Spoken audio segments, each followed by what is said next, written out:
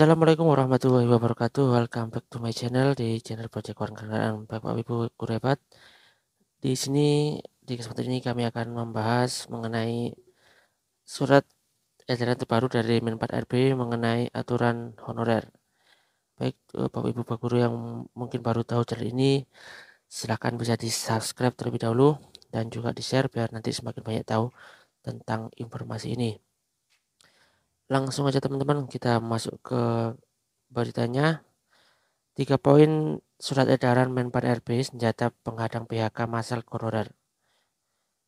Dikutip dari jpnn.com Jakarta, Menpan RB Abdullah Azwar Anas menerbitkan surat edaran Menpan RB B garis miring 1527 garis miring M SM titik 01.00 garis miring 2023 tertanggal 25 Juli yang berkaitan dengan penyelesaian masalah honorer atau non ASN.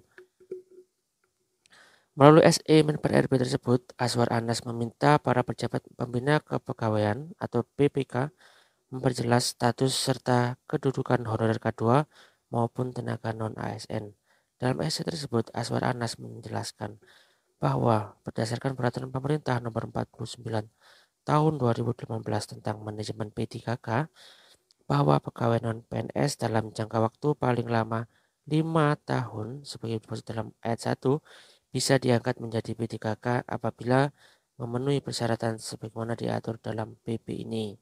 Oleh karena itu, maka sesuai dengan amanat PP 49 garis miring 2018, aturan tersebut akan berlaku pada 28 November 2023, ujar Menteri Anas dalam SE terbarunya. Dijelaskan dalam SE bahwa melihat banyaknya masukan aspirasi dari berbagai pihak bahwa honorer K2 dan tenaga non-ASN masih diperlukan dalam mendukung melaksanakan tugas pemerintah, pembangunan dan pelayanan publik, maka perlu dilakukan sejumlah langkah strategis. Adapun langkah-langkah yang diharapkan dilakukan seluruh PPK, instansi pusat dan daerah adalah sebagai berikut. Yang pertama, PPK menghitung dan tetap mengalokasikan anggaran untuk pembiayaan tenaga non-ASN atau honorer yang sudah terdaftar dalam pendataan tenaga non-PNS dalam basis data Badan Kepegawaian Negara.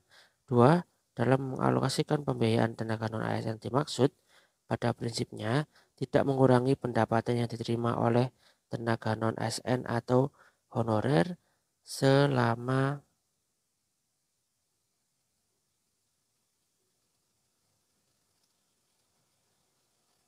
PPK dan pejabat lain dilarang mengangkat pegawai non-PNS dan atau non-P3K untuk mengisi jabatan ASN atau tenaga non-ASN lainnya. Untuk pemenuhan ASN di lingkungan instansi pemerintah bisa dilakukan melalui usulan kebutuhan formasi sesuai ketentuan peraturan perundang-undangan, tegas Menteri Anas. Surat sakti penghadang PHK massal honorer.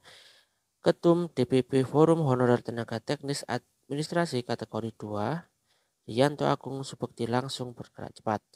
Itong menginstruksikan seluruh honorer K2 yang khususnya tenaga teknis administrasi untuk merapat kepada masing-masing kepala daerah, baik gubernur, bupati, maupun wali kota.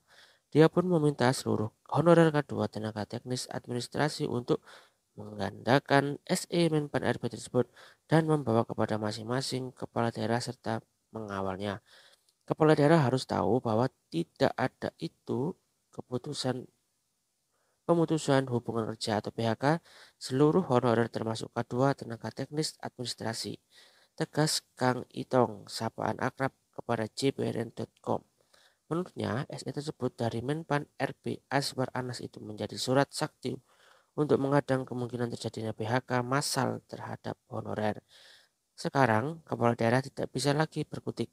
Sudah ada surat Menpan RB yang menjadi bukti kuat tidak adanya pemecatan honorer, kata Itong. Nah, itulah dari teman-teman sebuah kabar dari Menpan RB yang sudah menerbitkan sebuah surat edaran yang memberikan kekuatan penuh kepada honorer untuk tidak diberhentikan sewaktu-waktu. Baik teman-teman, jadi berita kita hari ini tetap tonton terus channel Project Kankeran karena di sini kami akan selalu mengupdate berita-berita terbaru, termasuk nanti akan dibuka lagi untuk pembukaan P3 ya, tahap 3 dan juga pembukaan CPNS di tahun 2023. Jadi tonton terus channel ini teman-teman.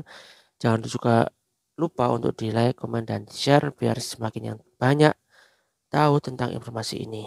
Terima kasih telah menonton video ini.